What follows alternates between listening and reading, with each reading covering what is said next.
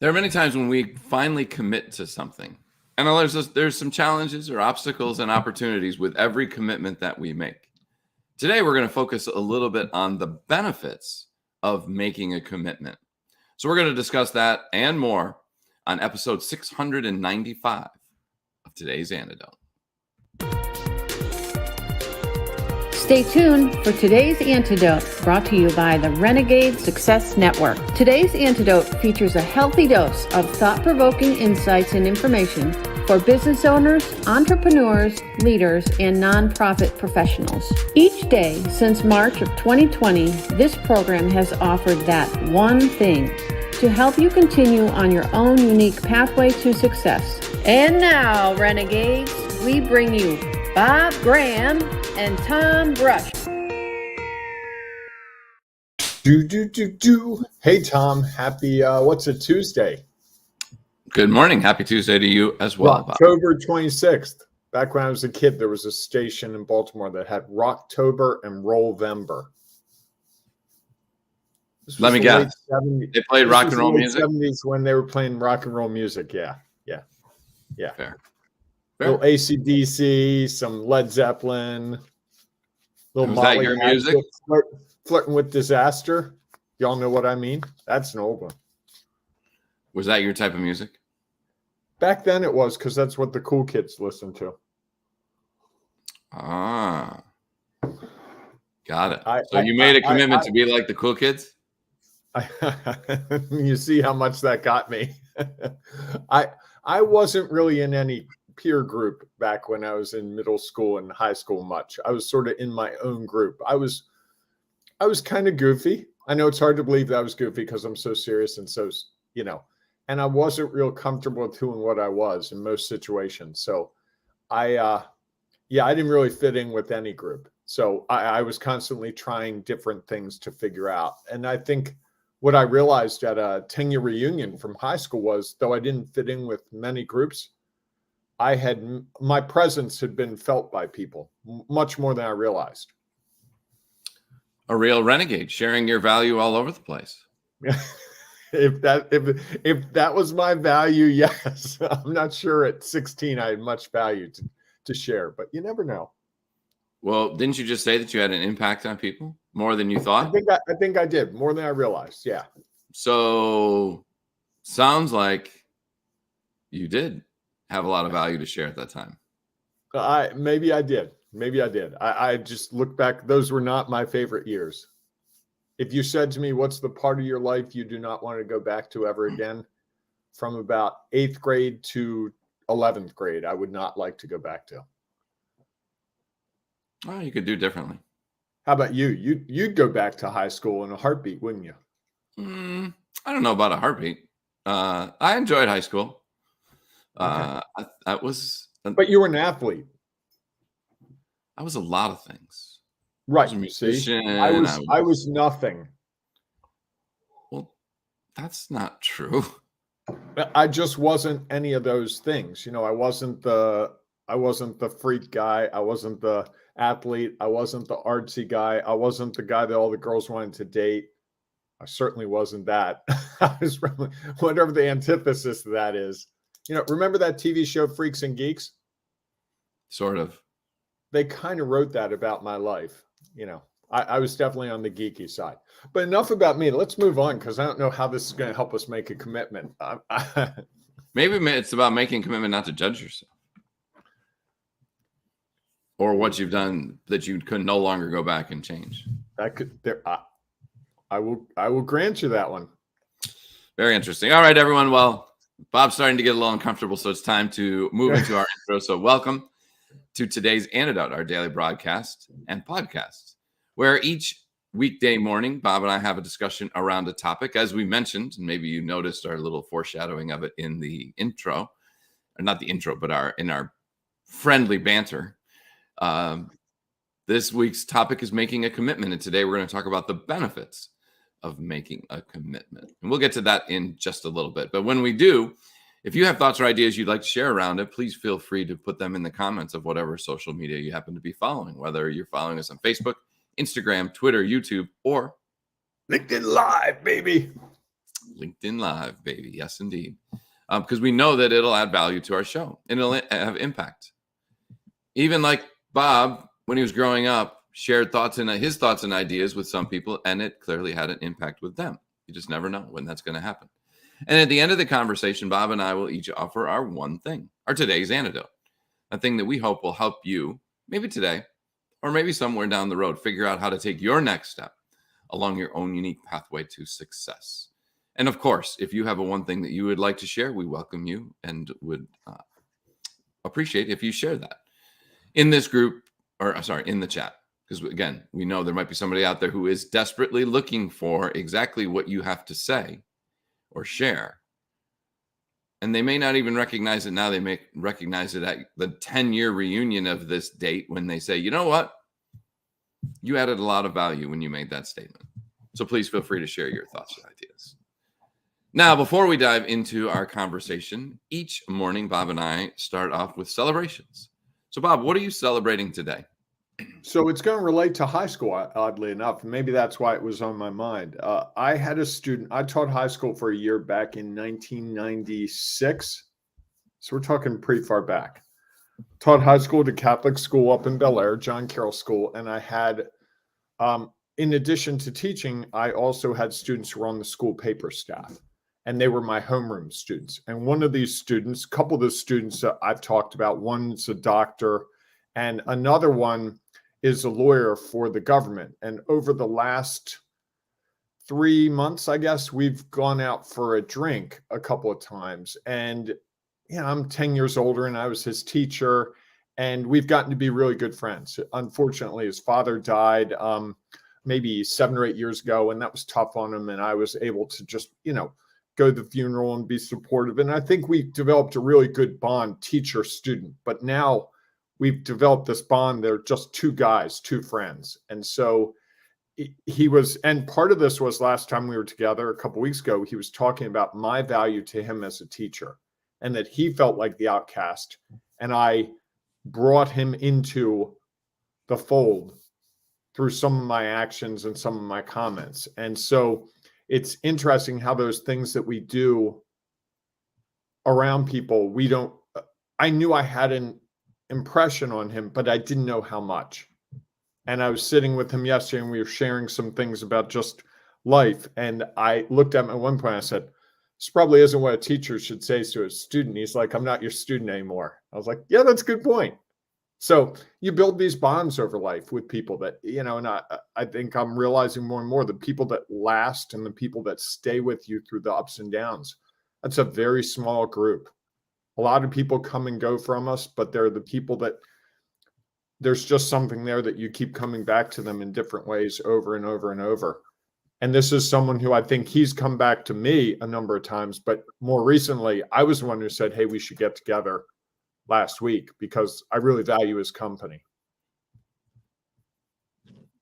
I like that celebration.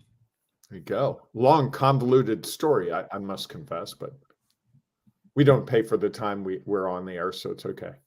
On the air, listen to me. Didn't you just say that you might make a commitment about not judging yourself? Oh, yeah. Okay. Yeah, I'll work on that. Fair it's enough. Tuesday. How about you? What do you celebrate? So I'm celebrating that last week I got an interesting phone call that I was not at all expecting. That as Publishers Clearinghouse? No, and it wasn't NBC looking for us to do the Today Show. Sorry. I thought that might have been what it was. And yet it was an opportunity. It, as I think we've discussed many times, I not only officiate girls and women's lacrosse, I also assign for events, tournaments. And so this company that runs a series of events throughout the year called, I think because they couldn't get in touch with Liz for some reason. And so they finally got my number somehow. Actually, I know how now, and they were like, we run these events and we're looking for somebody new to do the assigning. And, we had one relationship and we're looking to switch it. Would you be interested? And, so I'm in the process of trying to figure that out. It's kind of a commitment. It overlaps with some other events. So there would be some interesting juggling. of how things were done. And, it's a decision of, do I want to take that business in a further direction? Mm-hmm. And yet the more as I've been pondering through it, today I'm celebrating the opportunity to make that decision, and that someone, again, reached out, saw the value that we provide in the work that we do, and thought that we would be helpful to their organization. So that's Awesome. Awesome. I thought you were going to tell me it was a call from Trevor Noah's people saying that you were going to replace Trevor Noah, who's retiring. So is James Corden. There are a whole bunch of those guys in late night. If anyone hears this, I'm happy to do a late night show. I don't mind being up late. I know they record it late in the afternoon, but I'm good for that. Well, you probably have to be up to respond to social media and all the people commenting on your show. Right. That would be fun for you to do. That would be fun for me because I don't take those things personally. Not at all. Not at all. You could just, and people are like, well, why does he say that? He said, that's a silly joke. Why would he ask that question? That would go over real well for a while for you. That does have some problems built into it. Yeah, you haven't thought about that really as you grow your visibility in the world. I actually have. I have. Yes. Great. Yes. Excellent. All right, everybody. Bob's getting uncomfortable for the second time this morning, so it's time to move on. Twice, and we haven't even started talking about our topic. Right. He didn't even get to the full hair. He just had a little dude scratching his head. I'm like, oh, yeah, that's it. Yeah, when the hair starts getting all right. So we're talking about making a commitment this week, and it's kind of a follow-up to last week where we talked about recalibrating your efforts, because once you sort of decide that that's something you want to do, you have to determine what you're going to commit to. And so yesterday we talked a little bit about what that means, which I thought was a really interesting discussion. And if you'd like to go back, you can always catch it on the podcast or just scroll back through your social media feed. So Bob, as we talk about the benefits, what are your thoughts around the benefits of making a commitment?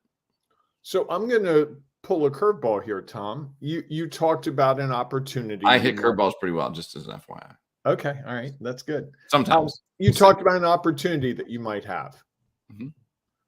Can you walk us through the discussion in your head? You don't have to give us specifics if you don't want to, but what would the benefits be of making that commitment? Because what you said is this would be a commitment. It overlaps with some other things I'm doing. And we have this nice real live example that you alluded to that we can maybe talk through, because I think often we think of the benefits as solely monetary.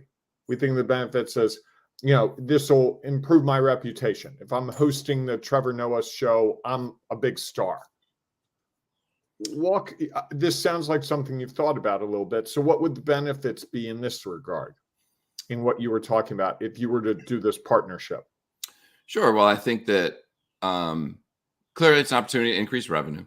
That's one. So in a business, that's something to consider. Two, it would be their events are not so centrally located in Maryland, like most of the Maryland, Delaware area, as most of ours are.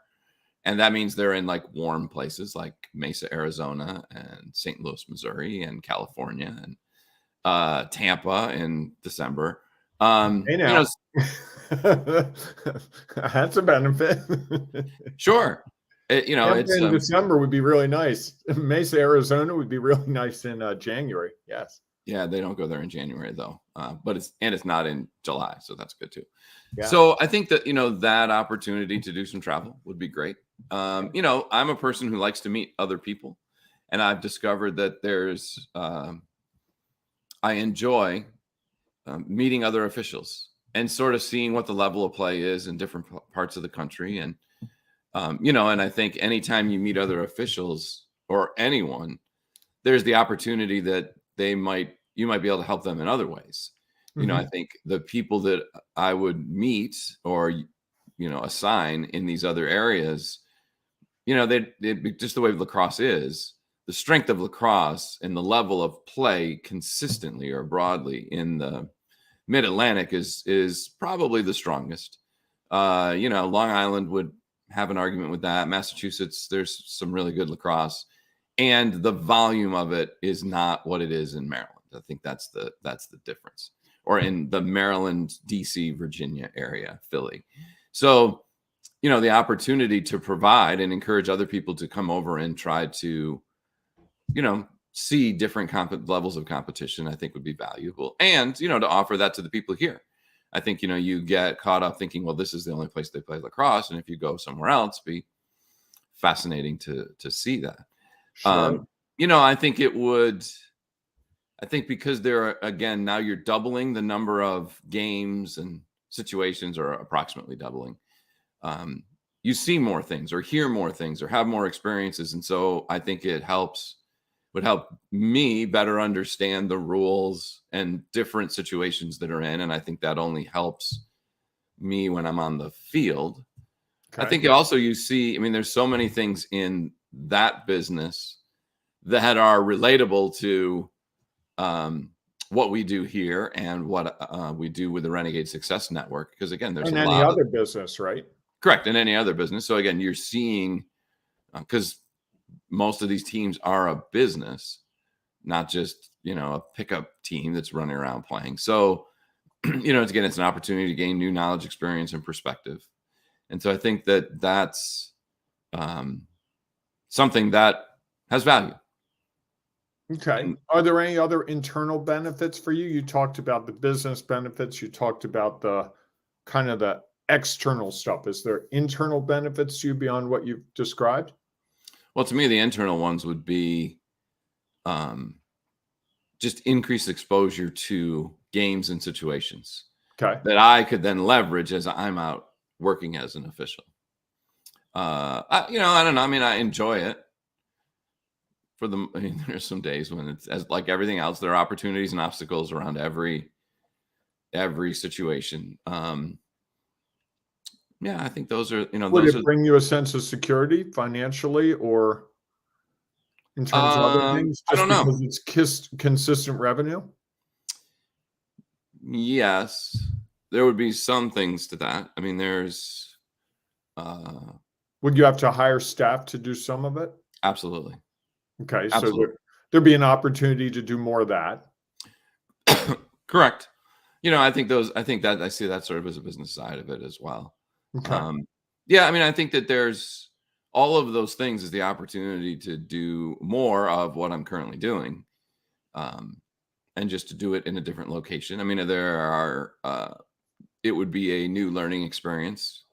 It would, it would require me to hire some more different type of help, not just on the field, on site help.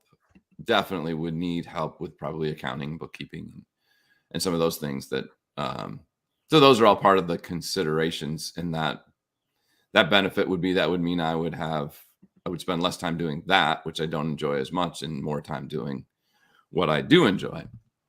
So there's a lot of, some of that. I appreciate you sharing all that, because I think that's a great example of how we can look at the benefits. What are some of the external benefits? What are some of the internal benefits? And really exploring that in a thoughtful way, so that when we're trying to figure out if we want to make a commitment, that we go in with our eyes open. Because I think so often we make commitments without the commitment to even pursuing what the commitment is. Oh, you know what? I'll take on this new client, and they're going to be a lot of work, but I'll take it because it's money. Or, I'll take on this new assignment at work. I'll lead a new team because you asked me to do it, and I'm really honored that you asked me. But turns out that's going to not work well with other commitments you've made, that, you're going to coach your kid's soccer team this year. And that team that you just brought on has a meeting at 4:00 2 days a week, and that's when your kid needs to be at soccer practice. There's a lot. I think so often when I talk to people about their commitments, they haven't fully looked at the benefits. They haven't looked at the full picture. And I think what often is lacking, it's funny to me, we're either the extreme towards the benefits. Oh, this would be so great. Or extremely towards this could be so. No, this is absolutely not what I want. it's very rare that we get to the middle. And I think what you just described for us was how to really talk through the benefits. Well, I think the interesting thing is that, and again, this is why I firmly believe that with every scenario, there are opportunities and obstacles. You could talk them as benefits or challenges. It just depends on the perspective and how we want to look at it. I think that there's, and I think unless you actually try to consider some of those things, it's harder to make a true commitment to it. And so I think that's why it's always good to consider that. It's interesting, as you were talking about that, when I was thinking about making a commitment and the benefits, I was thinking about the other side of it. I've made a commitment, and what are the benefits of doing that? And, I see that as really just setting a course, is making a decision on a course that, all right, this is what I'm going to do. And I've at least understood why I'm going to do it. So in this example, to carry this further, let's say I make the commitment to do it, to take on this other work. The benefits of that is now I know what the next year is going to look like. And so that allows me some. Well, yeah, do you really? You don't know what the next year is going to look like. You don't know what's going to come from that. You don't know if you're going to have to staff up and hire 2 people. You're not sure. You don't know if you need a full-time bookkeeper or a part-time bookkeeper. You don't know how many times you're going to Mesa, Arizona, right? I don't know the results. I do know what's out there in front of me. So in doing that, it's clear that I know, okay, here are dates that I'm committed to. Okay. And so that means I need to do other things. One of the benefits is like, okay, now that I know this, there are other decisions that have to be made. And yes, the results of those decisions are unclear, because I think that's part of it, right? Is that you figure out, okay, well, what do I need to do to make sure that I can fulfill this commitment to the best of my ability? And so I think that, to me, again, as I was looking at the made commitment, now I at least know what's the destination that I'm trying to achieve. I've got these dates, these things I know I need to fill out, which allows me to figure out what are the next steps. Okay, now that I made this commitment, what are the next steps that I need to take? Those aren't always clear in the moment. And at least it allows me to say, okay, here's where I'm going. Make a commitment to start a business. You're like, okay, this is what I need to do. I need to start working towards the steps. If you make a commitment to call 10 people a day, like we were talking about yesterday, you're at least like, okay, I have a pathway for now. Doesn't mean that it's not going to change tomorrow when I try to do it. At least in the moment of making the commitment, I have some clarity around where I want to go and what I want to do. Does that make sense? Yeah, it does. It does. Are you ready for your one thing, Tom? You want me to go ahead? I'm happy to go ahead. Sure. Go ahead. I've pushed you all, I've actually gotten to push a little bit and not get pushed at. So it's kind of fun. I think that, when I think about the benefits of making a commitment, and I think and we talked a little bit about this yesterday, there is a difference between a commitment and a decision. Mm-hmm. And, to me, the commitment is I've evaluated all the options, hopefully, at least the ones that I'm aware of based on my knowledge, experience, and perspective. Done the best I could to figure out what's real for me in the moment, and now have set the course, or at least set the destination. And now I have to figure out how to do all of that. But at least it allows me to say, yes. I could be, for the last 5 days, when I haven't made that commitment one way or the other, there's a lot less clarity around what does the future look like? What do I need to do? If I take this, yes, that's more revenue, and it's more than, so the challenges, which we'll get into later in the week. So there's lots of things to consider. And so it's hard to move forward until you have some sort of clarity. And I think making that commitment the benefit of it is it gives you clarity to at least take the next step. I like that, because if you think about it, if you're trying to get to the top of a mountain, you've got to figure out which trail you're going up. If you all that time you're not choosing a trail, you're probably not getting to the top of the mountain. No, you're But standing once there. you choose the trail, then your steps become clear. You might turn around and come back. You might carve your own path. You may do a number of things, but at least you know your destination. And you know as you're going upward that you're getting closer to the top of the mountain. And you've set a pathway. You never know whether or not that pathway is going to lead you as the way that you want it to. At least you have set it and you can take a next step. And I think so often the challenge is those potential commitments roll around in our head. And so we're never able to take the next step. Right. I think for me, it's the fact that until you make a commitment of some sort, that next step isn't really clear. But what I find is when I make a commitment, that next step usually emerges pretty quickly. And the step after that. And yes, the commitment might alter from time to time, but you know what you're doing at that point. And that's the real benefit. And I think so often there have been situations where I haven't made the commitment or I've gone partially in, and the result has been that next step hasn't been clear because, like, well, there's a trail over there, there's a trail over there. I don't know which trail I want to take because I'm not sure where I'm going. Am I going to the top of the mountain or am I going to the valley? And I think we have to make those decisions first. Well, and I think that's one of the things about the shiny objects that we talk about all the time is not that you can't go after them. At least having a commitment gives you something to consider against new shiny objects. It grounds you, right? Because at least then it could ground you because you say, okay, does this shiny object help me achieve my objective?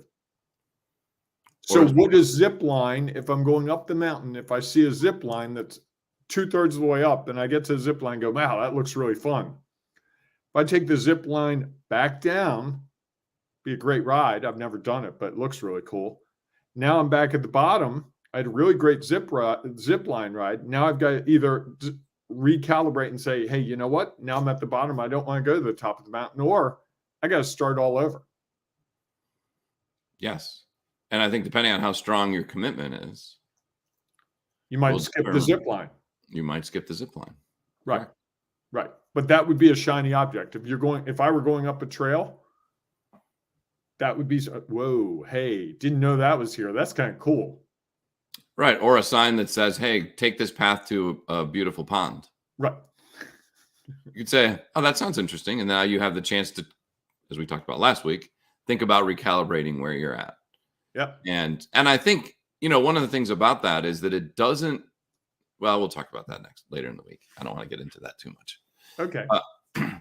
All right, everyone. If you have one thing you'd like to share around making commitments and what you feel the benefits are, either in the process of making the commitment, as we started talking about, or once you've made the commitment, what's the benefits around that? Please feel free to share, because I'm sure that there are people who are struggling to make a commitment and really can't see the benefits of making it. All they can see are the challenges. It would be great for you to share your value, because it really might help them figure out how to take their next step along their own unique pathway to success. So please feel free to share that. If you happen to be listening to the podcast, we understand that there is not an opportunity yet for you to comment. So we would encourage you to join us in either our Facebook group, if you're a Facebook person, the Ring of Renegades, or if you're a LinkedIn person, go to the Renegade Success Network for Leaders and become a part of that group, where we are all sharing our value, helping other renegades figure out how to achieve the success they desire. So we look forward to seeing you inside of those groups, or we'll see you tomorrow morning, 7 a.m. Eastern time, for our next episode of Today's Antidote. Have a great day, everyone. Hey, embrace the renegading you. And also, today is National Greasy Foods Day. I'm thinking of some greasy foods that I could be eating today. French fries. Watch out, Waffle House. Your name's written on on my future. Waffle House. That was not what I was expecting. I like Waffle House. Oh, yeah. Oh, yeah. Big fan of Waffle House, yes. Do you go to Waffle House and order pancakes? No, I typically go to Waffle House and order their hash browns with tomatoes and ham, double order, and sausage. This is a Sunday after church for me. On most Sundays, I go to Waffle House. Nice. Yes. It's not that greasy. If we're being honest, it's really not. Keep telling yourself that. I just didn't want them not to let me in their store. There you go. All right, everyone, go out and make it a great day. Enjoy a little greasy food, and we'll see you soon. Thanks for listening to today's Antidote, powered by the Renegade Success Network. The Renegade Success Network helps you confidently create your own unique pathway to success. To learn more about the Renegade Success Network and how you can take your next step, follow us on Twitter, connect on LinkedIn, or join the Ring of Renegades Facebook group. For full details on how you can join our community, go to renegadesuccessnetwork.com. Embrace the renegade in you.